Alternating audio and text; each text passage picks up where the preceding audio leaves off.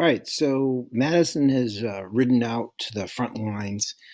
He almost gets himself killed, sends a letter back to the White House telling his wife to get out of Washington, D.C. The whole city's being evacuated, and that's where this picks up. British would be at the doorstep of the house she had transformed into the center of Washington society. She receives word from her husband, who's out rallying troops. Evacuate the White House.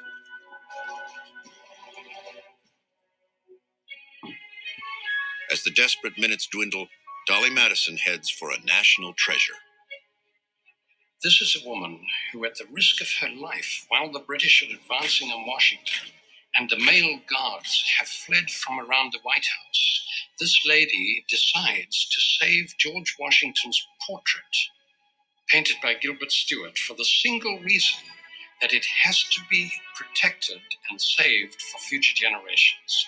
Which one of us, male or female today, would risk our lives for a painting? And she did that.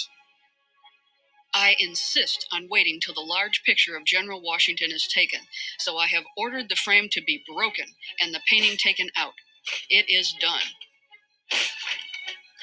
The First Lady is among the last to evacuate the city. She finally boards her carriage, searching for her husband. By 8 p.m., British forces, led by Major General Ross, enter Washington. It was never expected that an army of 4,000 men could march with little or no difficulty, take and have at its mercy the capital of the United States. In retaliation for burning the Canadian Parliament at York the previous April, British troops prepare to set fire to Washington's government buildings. Redcoats, under the command of Vice Admiral Cockburn, break into the Capitol. They stage a mock legislation and vote unanimously to burn the building. One resident watches the fire from her rooftop. No drawing room was ever as brilliantly lit as the whole city that night. As flames burst through the roof of the Capitol, there was a roll of thunder. At about 10:30 p.m., the men move on to another key government target, the White House.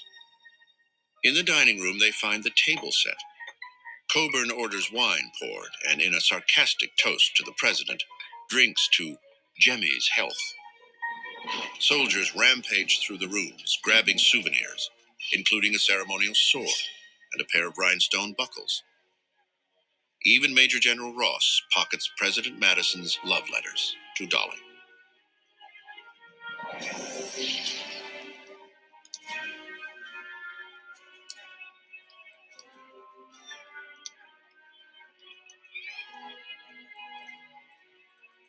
Outside the mansion, the Redcoats pitch their torches through the windows, engulfing the White House in flames.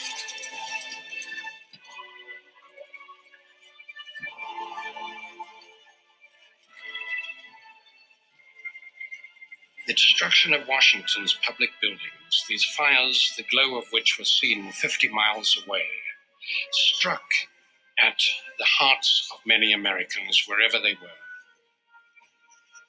Every American heart is bursting with shame and indignation at the catastrophe, recalls George Douglas, a militia private. Perhaps no one feels the emotions more deeply than President Madison, who watches the fires from horseback in Virginia. There's no sign of panic.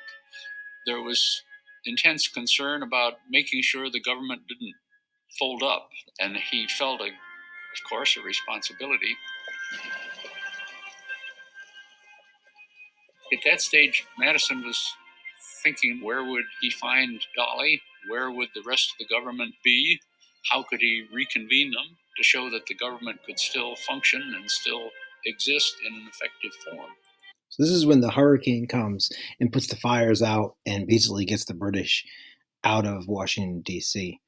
We'll pick up from that story in the next lesson, which I'm going to do with you is the attack on Baltimore.